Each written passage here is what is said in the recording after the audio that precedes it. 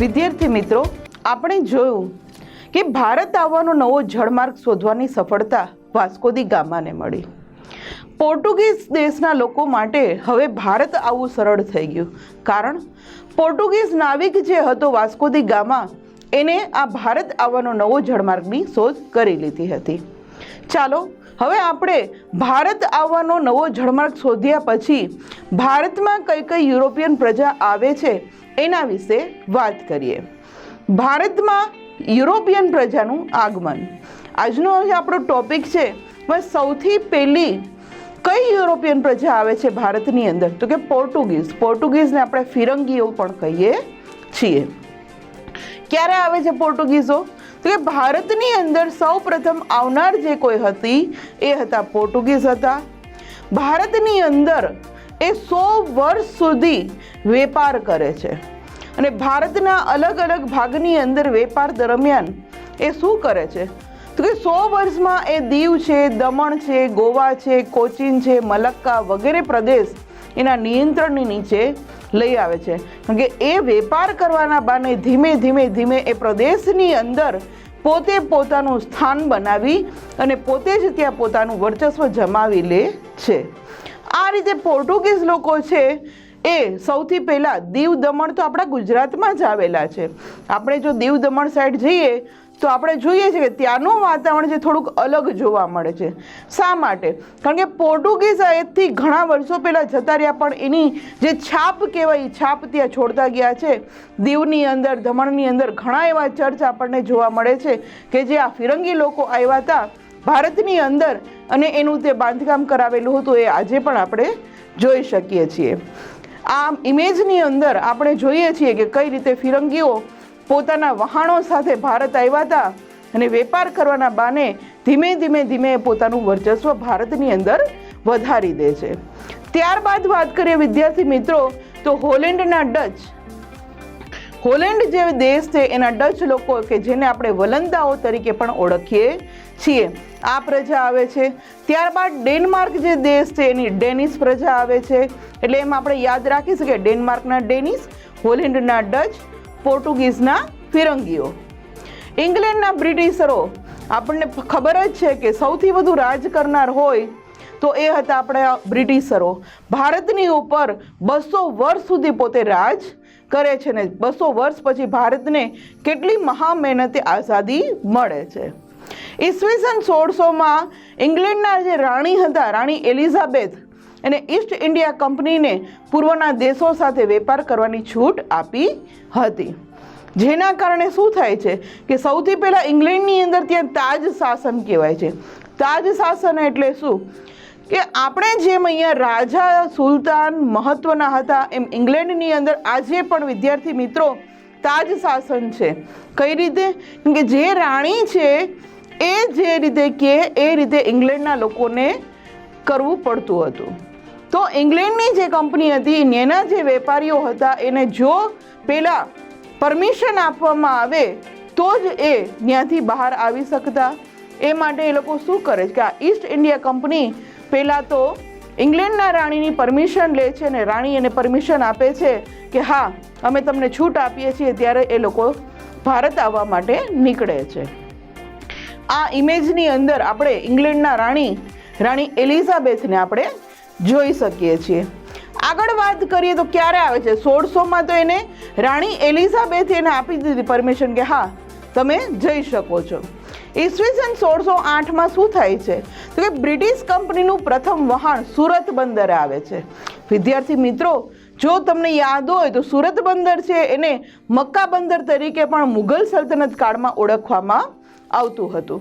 એટલે આ જ સુરત બંદર છે ત્યાં સૌથી પહેલું બ્રિટિશ કંપનીનું વહાણ આવે છે. આપણે જોયું હતું કે વાસ્કો દી ગામા છે એ કાલિકટ બંદર. કાલિકટ બંદર કઈ જગ્યાએ આવ્યું? તો એ તો સાઉથમાં છે. પણ બ્રિટિશનું જે પહેલું વહાણ છે આપણા પશ્ચિમ ભાગમાં એટલે કે આપણા ગુજરાતમાં આવ્યું હતું.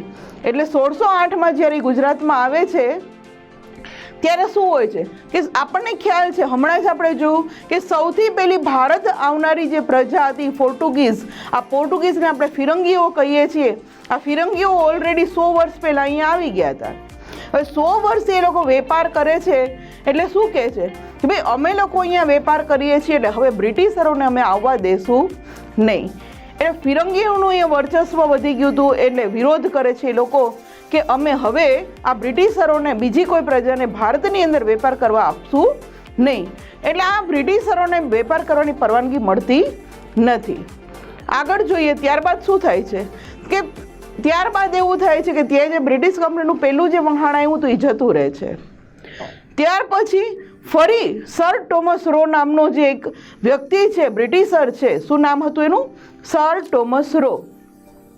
આ સર ટોમસ રો છે એ મુઘલ બાદશાહ જહાંગીર પાસેથી પરવાનગી મેળવે છે. જોયું ને વિદ્યાર્થી મિત્રો કે થોડા સમય પછી ફરી આવે છે અને આશરે 5 વર્ષ પછી આવી અને સુરતની અંદર 1613ની અંદર પ્રથમ કોઠી સ્થાપે છે.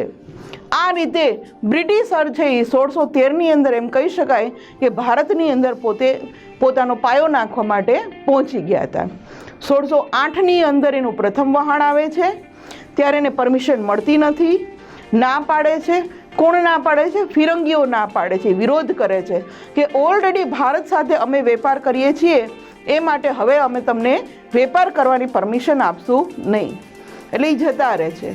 1608 પછી 1613ની અંદર એ પાછા આવે છે અને ત્યારે આપણને ખ્યાલ છે કે ત્યારે જહાંગીર છે મુઘલ બાદશાહ દિલ્હીની ગાદી ઉપર પોતાનું આધિપત્ય જમાવીને બેઠા હતા.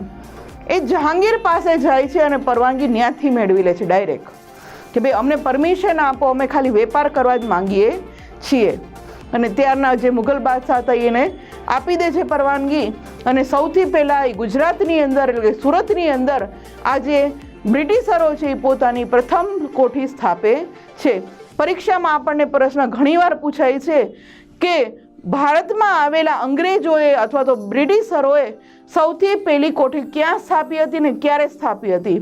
તો વિદ્યાર્થી મિત્રો આપણો જવાબ હોવો જોઈએ કે સુરતની અંદર ઈસવીસન 1613માં આ બ્રિટિશરોએ પ્રથમ કોઠી સ્થાપી હતી. અથવા એમ પણ પૂછી શકે કે મુઘલ બાદશાહ પાસેથી કોણે પરમિશન લીધી હતી? તો આપણે કહી શકીએ કે બ્રિટિશર સર ટોમસ રોએ મુઘલ બાદશાહ પાસેથી પરવાનગી મેળવી હતી. આ આપણે ઇમેજની અંદર મુઘલ દરબારની અંદર જે જહાંગીરનું રાજ હતું અને ત્યાં સર ટોમસ રો પરમિશન માંગવા જાય છે એ દ્રશ્ય આપણે જોઈ શકીએ છીએ. વિદ્યાર્થી મિત્રો આપણે જોયું કે 1613ની અંદર મુઘલ બાદશાહ જહાંગીર પાસેથી પરમિશન લઈ અને સર ટોમસ રો છે એ અંગ્રેજોની પહેલી કોઠી સુરતની અંદર સ્થાપે છે. ત્યારબાદ હવે શરૂઆતમાં તો આ બ્રિટિશ કંપની જે હતી એનું નામ આપણે જે કહીએ છીએ ઈસ્ટ ઇન્ડિયા કંપની. આ કંપની શું કરે છે કે સુરત, ભરૂચ, અમદાવાદની અંદર પોતાના વેપારી મથકો સ્થાપે છે અને ત્યાં પોતાની કોઠીઓ બનાવે છે. કોઠીઓ એટલે મોટી મોટી વેપાર કરવા માટેની એક કિલ્લેબંધી કરીને અત્યારે જે આપણે શોપ કહીએ છીએ, દુકાનો કહીએ છીએ, એ ટાઈમમાં એને કોઠી કહેવામાં આવતી હતી. તો ગુજરાતની અંદર એનું આગમન થાય છે એટલે ગુજરાતમાંથી જે ગુજરાતના જે મહત્વના જે શહેરો હતા, નગરો હતા એની અંદર પોતાના વેપારી મથક સ્થાપે છે. ત્યાર પછી હવે આ પ્રદેશમાં શું હતું તો કે આ પ્રદેશની અંદર એ સમયની અંદર મરાઠી સત્તાનું પ્રભુત્વ હતું. આપણને ખ્યાલ છે કે એ ટાઈમની અંદર છત્રપતિ શિવાજી છે એ મરાઠા સામ્રાજ્ય ખૂબ મોટું ઊભું કરી દે છે અને મરાઠા સામ્રાજ્યની જે સત્તા છે એ ખૂબ જ શક્તિશાળી હતી. અને આપણે જોયું હતું કે છત્રપતિ શિવાજી ખુદ સુરત બંદર છે એ ખૂબ જ જાહો જલાલીવાળું હતું એટલે સુરત બંદર ઉપર એ ઘણીવાર આક્રમણ કરી લૂંટ ચલાવીને જતા રહેતા હતા. શા માટે? કારણ કે મરાઠી જે સત્તા છે ને એક કરવા માટે જે પૈસાની જરૂર પડતી અને એ જમાનાથી જ ગુજરાતની અંદર એમ કહેવાય કે ગુજરાતની જે પ્રજા છે એ વેપાર કરવામાં ખૂબ મહત્ત્વની હતી. તો આ છત્રપતિ શિવાજી છે એ અવારનવાર આવી અને સુરત બંદર ઉપર લૂંટ ચલાવતા અને પોતે પૈસા લઈને જતા રહેતા હતા. અને ત્યારે આ જે બ્રિટિશ કંપની આવી હજી એ તો નવી નવી વેપારી પ્રજા હતી. એને એવું લાગ્યું કે ભાઈ અહીંયા તો મરાઠાઓનો ભાઈ ખૂબ ત્રાસ છે, એની સત્તા છે, એટલે તો કે હવે આપણને અહીંયા જોખમ જેવું લાગે છે કે અહીંયા વેપાર કરીને આપણે પૈસા ભેગા કરશું, અચાનકથી કોઈ આવી મરાઠા અને આપણી પાસેથી પૈસા બધા લઈ જશે તો આપણે શું કરશું? આપણી મહેનત તો પાણીમાં જશે ને એવું લાગ્યું. એટલે શરૂઆતમાં બ્રિટિશ કંપની જે 3 જગ્યાએ શરૂઆત કરે છે, પણ એને ધીમે ધીમે ખબર પડે કે ભાઈ અહીંયા મરાઠાઓનો તો ખૂબ ત્રાસ છે. એટલે શું કરે છે એ કે પોતે આ જે શિવાજી મહારાજનું જે મોટું સામ્રાજ્ય હતું એનાથી બચવા, કારણ કે એ તો સામ્રાજ્ય મોટું હતું, આ જે બ્રિટિશરો તો નવા આવ્યા હતા, એની સામનો કરવાની એની પાસે હજી તાકાત હતી નહીં. એટલે શું કરે છે તો કે કંપની એની જે હતી એને દક્ષિણ અને પૂર્વ દિશામાં આગળ વધે છે, કે પશ્ચિમમાંથી નીચેની તરફ એટલે કે દક્ષિણમાં જાય છે કે ત્યાં આપણે વેપાર કરીએ, અને પૂર્વ સાઈડ જતા રહીએ કે જ્યાં આપણે વ્યવસ્થિત રીતે આપણે વેપાર કરી શકીએ. હવે દક્ષિણમાં જાય છે તો એ મછલીપટ્ટમ કે જે આંધ્રપ્રદેશ દક્ષિણનું જે પ્રવેશદ્વાર કહેવાય, સૌથી પહેલું જે રાજ્ય છે એ આંધ્રપ્રદેશ કહી શકીએ આપણે દક્ષિણ ભારતનું. તો દક્ષિણ ભારતની અંદર મછલીપટ્ટમ આંધ્રપ્રદેશની અંદર પોતે શું કરે છે કે ત્યાં વેપારી કોઠી પોતાની સ્થાપે છે. ત્યાર પછી ચેન્નઈના સેન્ટ જ્યોર્જમાં પોતાની વેપારી કોઠી સ્થાપે છે. ફોર્ટ વિલિયમ કે જેને આપણે કોલકાતા તરીકે ઓળખીએ છીએ ત્યાં પોતાની વેપારી કોઠી સ્થાપે છે, અને દક્ષિણ તરફ ધીમે ધીમે અંગ્રેજો આગળ વધે છે. અને કંપનીનું વડું મથક ક્યાં રાખે છે તો કે ઈસવીસન 1887ની અંદર પોતે મુંબઈની અંદર આ અંગ્રેજો છે એ પોતાનું વડું મથક ત્યાં બનાવે છે, અને ત્યાર પછી ધીમે ધીમે આખા દેશની અંદર પોતે ફેલાઈ જાય છે. આ ઇમેજની અંદર આપણે જે કોલકાતાની અંદર ફોર્ટ વિલિયમ છે એ જોઈ શકીએ છીએ કે એને કેટલો મોટો ત્યાં આખો ફોર્ટ બનાવેલો હતો. આગળ આપણે જોઈએ વિદ્યાર્થી મિત્રો તો ઈસવીસન 1668માં ભારતમાં વેપાર કરવા ફ્રેન્ચ ઈસ્ટ ઇન્ડિયા કંપનીનું આગમન થયું. હવે 1613ની અંદર ઈસવીસન 1613ની અંદર તો ઓલરેડી અંગ્રેજો આવ્યા. હવે 1668માં શું થાય છે કે ફ્રેન્ચ લોકો આવે છે. અંગ્રેજોએ જે રીતે ઈસ્ટ ઇન્ડિયા કંપની નામ આપ્યું હતું એમ ફ્રેન્ચ લોકોએ ફ્રેન્ચ ઈસ્ટ ઇન્ડિયા કંપની પોતાનું નામ આપી અને ભારતની અંદર વેપાર કરવા પહોંચી જાય છે. હવે ઓલરેડી અહીંયા આપણને ખ્યાલ છે કે સૌથી પહેલાં પોર્ટુગીઝ પહોંચ્યા હતા, હોલેન્ડના ડચ પહોંચ્યા હતા, બ્રિટિશરો હતા, અને હવે આવ્યા ફ્રેન્ચ લોકો. ચાલો આની વિશે માહિતી મેળવીએ.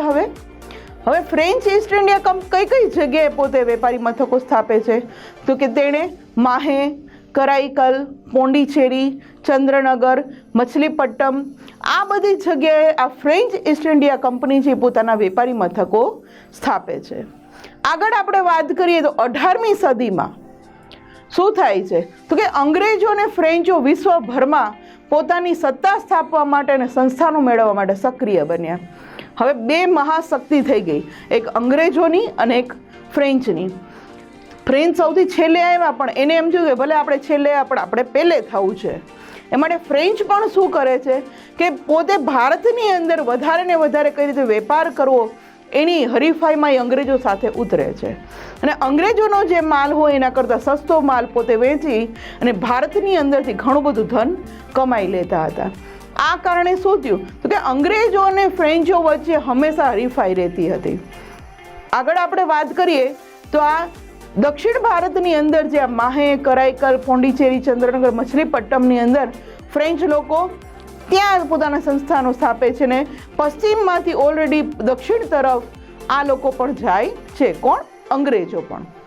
આગળ આપણે વાત કરીએ એની તો ભારતમાં ઈસવીસન 1746થી ઈસવીસન 1763 સુધીમાં તો આ જે બે કંપની હતી, બ્રિટિશ ઈસ્ટ ઇન્ડિયા કંપની અને ફ્રેન્ચ ઈસ્ટ ઇન્ડિયા કંપની, આ બંને વચ્ચે 3 કર્ણાટક વિગ્રહ થયા. મેં હમણાં વાત કરી ને કે એ બંને કંપનીઓ છે એવું વિચારતી હતી કે ભારતમાં સૌથી વધુ વેપાર આપણે કરવો છે, પણ થાય છે એવું કે ભારતની જે પ્રજા છે એ શું કરતી કે આપણે પણ અત્યારે શું કરીએ કે જ્યાંથી સસ્તો અને સારો માલ મળે એ માલ આપણે લઈએ. તો ત્યારે પણ એવું જ થતું કે જે લોકો સસ્તું અને સારું આપે એનો માલ લેવાનો. હવે એના કારણે એવું થતું કે ફ્રેન્ચ અને અંગ્રેજો જે હતા એ અંગ્રેજોની વચ્ચે હંમેશા તકરાર રહેતી, અને 46 લઈને 63 એટલે નાના એવા ગાળાની અંદર આ બંને પ્રજા વચ્ચે કર્ણાટક વિગ્રહ એટલે કે યુદ્ધ થાય છે. ત્યાર પછી તો કે એમાં ફ્રેન્ચ ઈસ્ટ ઇન્ડિયા કંપની છે એ હારી જાય છે. આ જે કર્ણાટક વિગ્રહો થાય છે એમાં ફ્રેન્ચો હારી જાય છે.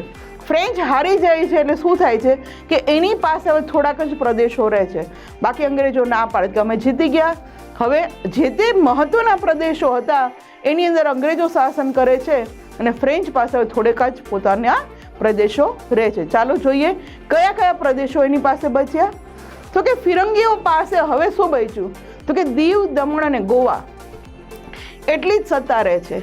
દીવ, દમણ અને ગોવા 3 જે સિટી છે, 3 જે નગરો હતા એ સમયની અંદર ત્યાં જ ખાલી ફિરંગીઓ હવે વેપાર કરી શકતા, કારણ કે કર્ણાટક વિગ્રહની અંદર હારી ગયા હતા. હવે દીવ, દમણ, ગોવાની અંદર પોતાની આજે પણ જો વિદ્યાર્થી મિત્રો આપણે ગોવાની અંદર જઈએ તો આ ફિરંગીઓના ઘણા બધી ત્યાં મોન્યુમેન્ટ્સ જે બનાવેલા છે એ આપણે જોઈ શકીએ છીએ. ફ્રેન્ચ પાસે શું રહ્યું, તો કે ફ્રેન્ચ પાસે હવે રહ્યા ખાલી ચંદ્રનગર, માહે, કરાઈકલ ને પોંડિચેરી. આ 4 નગરો હતા, આ જે 4 પ્રદેશો હતા એ ફ્રેન્ચ પાસે રહ્યા. ફિરંગી પાસે તો 3 જ રહ્યા. ત્યાર પછી વાત કરીએ તો શું થાય છે કે ડચ જે પ્રજા હતી, જે આપણને ખ્યાલ છે કે હોલેન્ડના ડચ પ્રજા આવી હતી, આ ડચ પ્રજાએ તો હાર માની લીધી કે આપણે ભારતમાં રહેવું જ નથી, આપણે તો જતા રહીએ. એટલે સૌથી પહેલાં જવાવાળી, જો ભારત છોડીને જવાવાળી પ્રજા હોય તો એ હતા હોલેન્ડના ડચ લોકો, કે ભાઈ અહીંયા હવે કોમ્પિટિશન બહુ વધી ગઈ છે, આપણે ક્વિટ કરી લઈએ, હાર માની લઈએ એમ કરી અને આ ડચ પ્રજા છે એ ભારત છોડીને જતી રહે છે. ફરી એકવાર રિપીટ કરી દઈએ કે ફ્રેન્ચ ઈસ્ટ ઇન્ડિયા કંપની જ્યારે આ કર્ણાટક વિગ્રહની અંદર હારી જાય છે ત્યારે શું થાય છે, કે ફિરંગીઓ છે એની પાસે 3 વસ્તુ રહી ખાલી. કઈ 3 વસ્તુ, તો કે દીવ, દમણ ને ગોવા. આ દીવ, દમણ અને ગોવા રહી, એ સિવાયના પ્રદેશોમાં ઉપર એનું વર્ચસ્વ નહોતું. અંગ્રેજોએ કીધું કે આ 3 પ્રદેશ તમારા, ત્યાં તમે વેપાર કરો ને જલસા કરો. ફ્રેન્ચને કહી દીધું ભાઈ કે ચંદ્રનગર, માહે, કરાઈકલ ને પોંડિચેરી આ 4 પ્રદેશ તમારા, બાકી બધું અમારું. અને ડચ પ્રજા તો પહેલેથી જ ડરી ગઈ હતી, જતા જ રહ્યા એ લોકો કે આપણે એ વેપાર જ નથી કરવો, આપણે હોલેન્ડ પાછા જતા રહીએ. એટલે ડચ એ રીતે જતી રહે છે. એટલે ભારતની ઉપર એમ કહીએ કે હવે બ્રિટિશર છે એ સર્વોપરી બનવા માટે તૈયાર થઈ ગયું હતું, કારણ કે એના જે કંઈ હરીફાઈ હતો, સ્પર્ધકો હતા, એને ધીમે ધીમે કરીને હટાવી દીધા હતા. આ ઇમેજની અંદર આપણે જોઈએ છીએ કે કઈ રીતે બ્રિટિશરો છે એ બધા એક પછી એક વેપારીઓને અહીંથી કાઢી મૂકે છે.